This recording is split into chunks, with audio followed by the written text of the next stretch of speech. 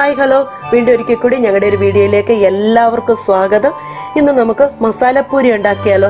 അതിനാവശ്യമുള്ള സാധനങ്ങൾ: ആട്ട വേണം, 1 ഗ്ലാസ് ആട്ടയാണ് ഞാൻ എടുത്തേക്കുന്നത്, ഗോതമ്പ് പൊടിയാണ് എടുത്തേക്കുന്നത്. അതിൻ്റെ അകത്തിലോട്ട് 1/2 ഗ്ലാസ് റവ ഇട്ടു. അതിൻ്റെ അകത്തിലേക്ക് ആവശ്യത്തിനുള്ള ഉപ്പിട്ടു, മഞ്ഞൾ പൊടി ഇട്ടു, Kashmiri chilli powder 1/2 table spoon ഇട്ടു. അതേപോലെ 1/2 ടീസ്പൂൺ ജീരകത്തിൻ്റെ പൊടി ഇട്ടു. പിന്നെ 1 നുള്ള് എള്ളു ഇട്ടു. ഇത് കുഴയ്ക്കുന്നത് നമ്മൾ തേങ്ങാപ്പാലിൻ്റെ അകത്തിലാണ്. ഒരു മുക്കാൽ കപ്പ് തേങ്ങ വെള്ളം ഒഴിച്ച് നല്ലതുപോലെ അരച്ച് അതിൻ്റെ പാലാണ് ഈ എടുത്തേക്കുന്നത്. പിന്നെ വേണ്ടുന്നത് ഗീ. ഇതെല്ലാം കൂടെ ചേർത്തിട്ട് ഇത് നല്ലതുപോലെ കുഴച്ചെടുക്കാൻ പോവാണേ. അത് നന്നായിട്ട് കുഴച്ച് വെച്ചു. ഇതിനി ഒരു 10 മിനിറ്റ് ഒന്ന് റെസ്റ്റ് ചെയ്യാൻ വെച്ചേക്കാം. നമ്മൾ ആ മസാലപ്പൂരിയെ കുഴച്ച് വെച്ചത് മുഴുവനും ബോളുകളാക്കി. നമുക്ക് എത്ര വലിപ്പം, പൂരിക്ക് എത്ര വലിപ്പം വേണോ അതിനനുസരിച്ചുള്ള ബോളുകളാക്കുന്നു.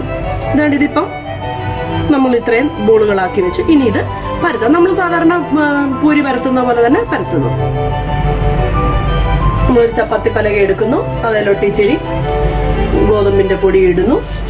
അതിനുശേഷം നന്നായിട്ട് പരത്താൻ പോവാം. നമുക്ക് ആവശ്യമുള്ള വലിപ്പത്തിനനുസരിച്ച് മസാലപ്പൂരി ഉണ്ടാക്കാം, പൂരി പരത്താം. ദീദി നല്ല എക്സ്പെർട്ടാണ്. പറഞ്ഞില്ലല്ലോ, ഇന്ന് നമ്മുടെ കൂടെ പൂരി ഉണ്ടാക്കാൻ നിൽക്കുന്നത് എൻ്റെ നെയ്ബറായിട്ടുള്ള ദീദിയാണ്. ദീദി നമുക്ക് നേരത്തെ ഒരു വിഭവം ഉണ്ടാക്കി തന്നിട്ടുണ്ടായിരുന്നു. വീണ്ടും ദീദിയുടെ സ്പെഷ്യലുമായിട്ട് വന്നിട്ടുണ്ട്. ദീദി നല്ല എക്സ്പെർട്ടാണ്, സ്പീഡാണ്. അങ്ങനെ നമ്മൾ ഓരോരോ പൂരി ഇതേപോലെ അങ്ങോട്ട് പരത്താൻ പോവാണേ. ഒരു പാൻ അടുപ്പത്ത് വെച്ചു. അതിൻ്റെ അകത്തിലോട്ട് നമുക്ക് ആവശ്യത്തിനുള്ള എണ്ണ ഒഴിക്കാൻ പോവാം.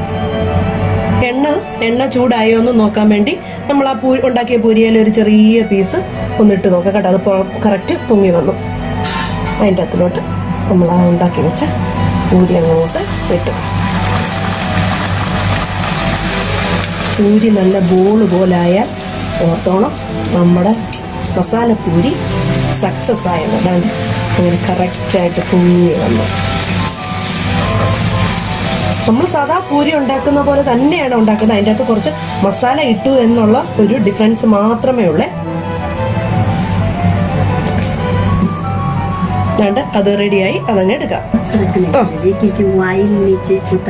ഓക്കെ. അങ്ങനെ കുത്തനെ ഒന്ന് ചാരി വെച്ച് കഴിഞ്ഞാൽ ഉള്ള ഓയിലെല്ലാം അങ്ങ് ഊറിപ്പൊക്കോളൂ എന്നാ പറഞ്ഞത്.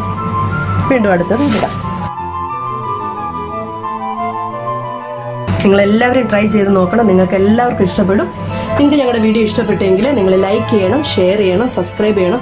അതുപോലെ സബ്സ്ക്രൈബിൻ്റെ സൈഡിൽ ചെറിയൊരു ബെൽ ബട്ടൺ ഉണ്ട്. അതിൽ ഓൾ എന്നുള്ള ഓപ്ഷനിൽ ഒന്ന് തൊട്ട് കഴിഞ്ഞാൽ ഞങ്ങൾ വീണ്ടും വീഡിയോസ് ഇടുമ്പോൾ നിങ്ങൾക്ക് നോട്ടിഫിക്കേഷനായിട്ട് വരുന്നതായിരിക്കും. വീണ്ടും ഒരു അടുത്ത വീഡിയോയിൽ കൂടി കാണുന്നതുവരെ thank you. God bless you all.